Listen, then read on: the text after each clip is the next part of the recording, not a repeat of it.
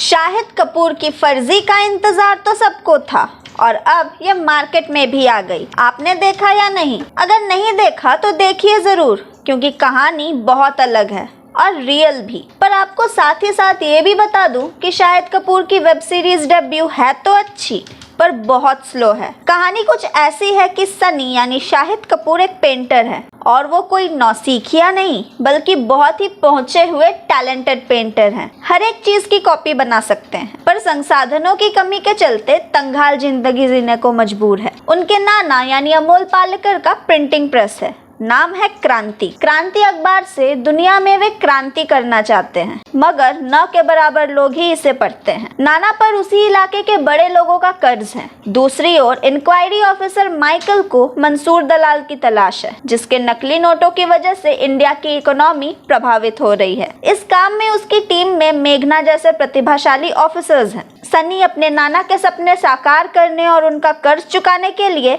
अपने जिगरी दोस्त फिरोज के साथ नकली नोटों की छपाई में उतरता है। फिरोज का किरदार भुवन अरोड़ा ने निभाया है। शुरुआत छोटे लेवल पे होती है, फिर सनी और फिरोज किस तरह आगे चलकर मेघना, इंक्वायरी ऑफिसर माइकल की रडार पर और मंसूर दलाल की दलदल में आते हैं, क्या होता है वो सब 8 एपिसोड्स में देखने को मिलेगा। फर्जी का स्क्रीन प्ले मुख्य रूप से सनी यानी आर्टिस्ट और माइकल के ट्रैक्स को लेकर चलता है। एक तरफ सनी अपने हुनर का गलत इस्तेमाल करके नकली नोटों के धंधे में उतर रहा है, तो दूसरी ओर माइकल जाली नोटों के कारोबारी मंसूर दलाल के पीछे पड़ा है। माइकल की हिट लिस्ट में सनी कहीं नहीं है, उसका सारा फोकस मंसूर को पकड़ने के लिए ही है। साउथ सुपरस्टार विजय सेतुपति ने इंक्वायरी ऑफिसर की भूमिका निभाई है और मंसूर दलाल की भूमिका के मेनन ने। अगर डायरेक्शन की बात करें तो राजन डी के सधे हुए डायरेक्शन के लिए जाने जाते हैं। मेन लीड सनी और फिरोज मिडिल क्लास से हैं। उनकी मजबूरियों और मिडिल क्लास के प्रति सरकार और सिस्टम के रवैये को उन्होंने सटीक तरीके से पेश किया है। साथ ही नोट छपाई की डिटेलिंग भी की गई है। ऐसे दृश्य हिंदी सिनेमा में कम ही देखे गए हैं। कागज का इंतजाम, रंगों का मिश्रण, डिजाइन की बारीकियां, सेफ्टी स्ट्रिप के दृश्य रोमांच पैदा करते हैं। लेकिन यह प्रोसेस काफी लंबा और स्लो है, जिस वजह से ऑडियंस का एंगेजमेंट कम लगता है। मंसूर दलाल का ट्रैक और सनी को अपने ट्रैप में लेने का घटनाक्रम बड़ा घिसा पिटा सा बना है। सनी के नाना का सफर भी कंफ्यूजिंग है। शाहिद कपूर ने एक्टिंग जबरदस्त की है।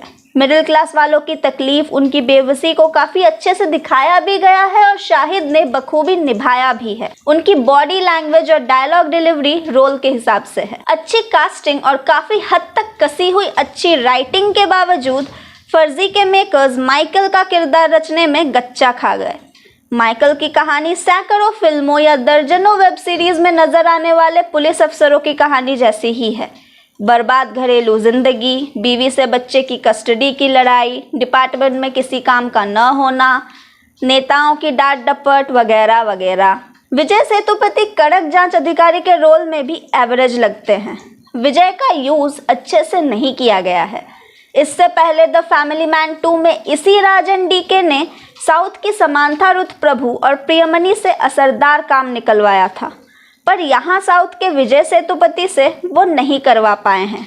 फर्जी में पहली बार उनका निशाना एडवेंचर और ह्यूमर दोनों मोर्चों पर रफ्तार के मामले में चूका है। बेशक मेकर्स ने डिटेलिंग पर बहुत ध्यान दिया, साथ ही राजन डीके की राइटिंग और छानबीन मिडिल क्लास फैमिलीज पर बेहद मजबूत है। सिस्टम के चलते बदहाल जिंदगी जी रहे मिडिल क्लास को यहाँ नकली नोटों के सरगनाओं के साथ बेहतर पिरोया तो है, पर फर्जी के जरिए ये लोग अपने बेंचमार्क को टच नहीं कर सके। आपके पास समय है तो ज़रूर इस सीरीज़ को देखें। इसे खूबसूरती से शूट किया गया और तसल्ली से बनाया गया है। ऐसे में आप भी अपने पास लंबा समय रखकर ही इसे देखने बैठें। अगर आप टाइम नहीं देना चाहते तो यह सीरीज़ आपके लिए नहीं है। कैसी लगी यह जानकारी आपको और क्या आपने फर्जी देखी, हमें कमेंट्स में बताइएगा और देखते रहिए फिल्मी संवाद। मैं तनुश्री, धन्यवाद।